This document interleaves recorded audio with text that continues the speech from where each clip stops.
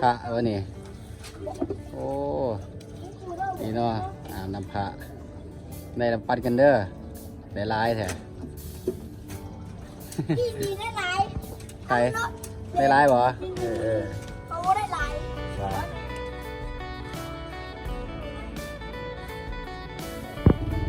สบายดีเนาะวันนี้สิพามาเบิ่งประเพณีลาวเนาะในวันขึ้นปีใหม่ซึ่งเนี่ยพี่น้องผู้ล่วงลับเพิ่นก็จะมาเฮ็ดพิธีสูตรศักดิ์เนาะคือบรรดาถาต่างๆมีเงินประเพณีลาวเนาะซึ่งบรรดาลูกหลานต้องได้เฮ็ดสูตรศักดิ์อันจ่าให้เนาะอยู่บรรดาถาดต่างๆว่าวันพบุรุษของแต่ละครอบครัวซึ่งเพิ่นก็จะเฮ็ดขึ้นในมือก่อนบุญปีใหม่หรือหลังปีใหม่เนาะมือสังกัดขึ้น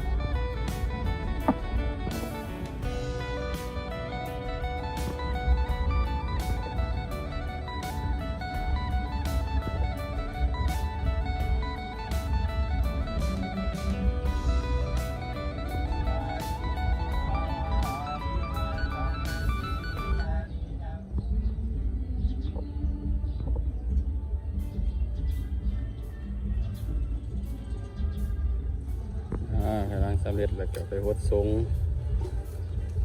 ถาดเนาะบรรพบุรุษ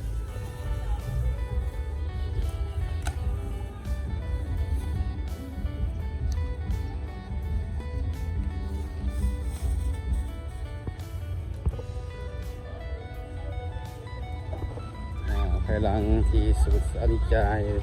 บรรพบุรุษแล้วก็มีพากันมาหดทรงน้ำพระเนาะ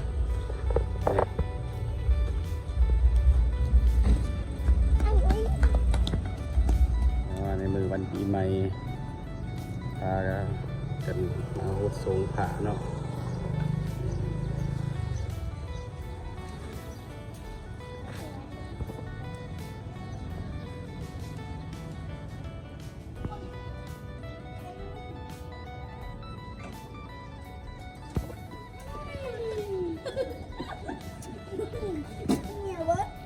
โอ้อาบน้ำพระวะนี่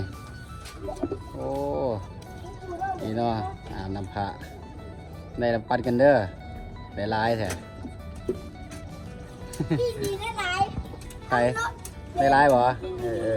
เขาได้หลายว้าอุ่นนะแล้วได้หลายเนี่ย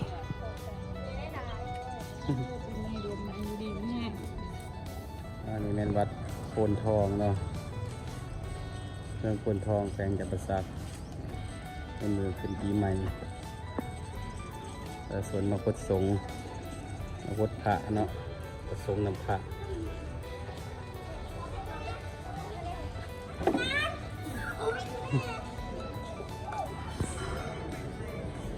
โอ้สาวน้อย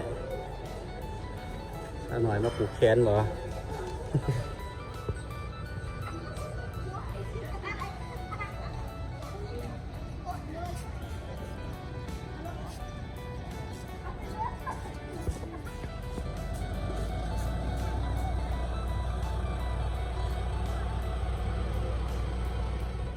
นี่ก็แม่นอีกวัดหนึ่ง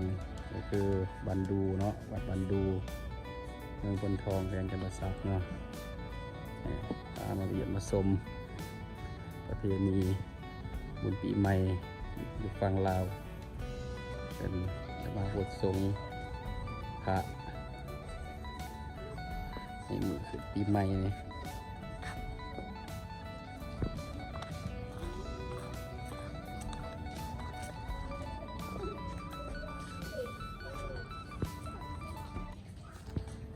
นางทรงพระก็มาทรงพระเนาะบรรพบุรุษล่วงลับไปได้พากันมาขุดมาทรง